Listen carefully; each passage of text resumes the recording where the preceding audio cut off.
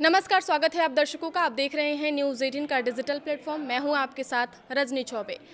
पश्चिम बंगाल, जहां चुनावी पारदर्शिता और निष्पक्षता को लेकर चुनाव आयोग ने एक निर्णायक कदम उठाया है। पश्चिम बंगाल में चुनाव के दौरान सामने आई गड़बड़ियों की शिकायतों के बाद चुनाव आयोग ने बड़ा फैसला लेते हुए डायमंड हार्बर और मगराहट पश्चिम विधानसभा क्षेत्रों के कुल 15 मतदान केंद्रों पर दोबारा मतदान कराने का आदेश दिया है। पहले जारी आदेश में स्पष्ट किया गया था कि मगराहट पश्चिम के 11 और डायमंड हार्बर के 4 बूथ इस प्रक्रिया के दायरे में आएंगे।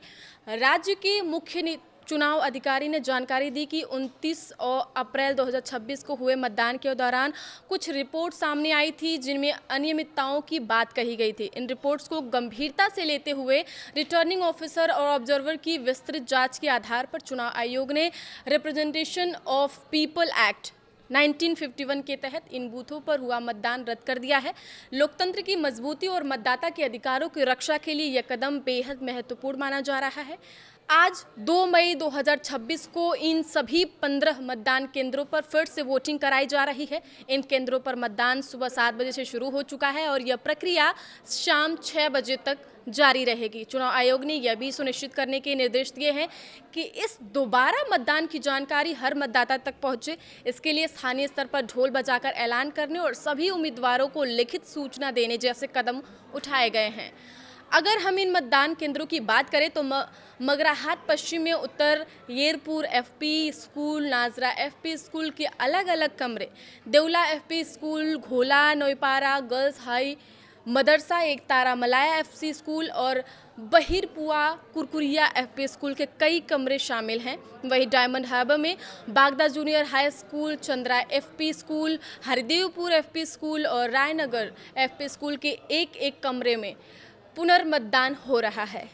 इस मुद्दे पर पश्चिम बंगाल के नेता प्रतिपक्ष शुवेंदु अधिकारी ने भी अपनी प्रतिक्रिया दी है। उन्होंने कहा है कि मगरहाट वेस्ट में जो कुछ भी हुआ उसका स्वागत है, लेकिन डायमंड हार्बर और पूरे फॉल्टा सेगमेंट में और ज़्यादा बूथों पर रीपोलिंग होनी चाहिए थी।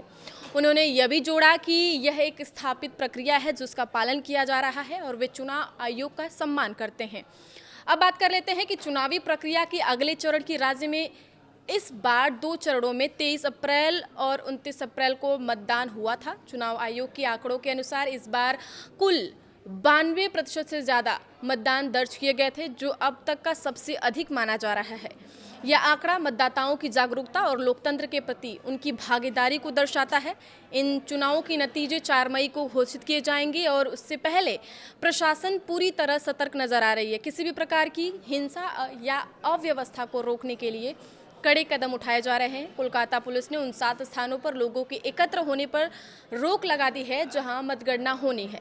यह कदम उस समय सामने आया है जब तृणमूल कांग्रेस के नेताओं ने नेताजी इंडोर स्टेडियम में विरोध प्रदर्शन किया और आरोप लगाया कि उनके प्रतिनिधियों की अनुपस्थिति में बैलेट बॉक्स खोले गए।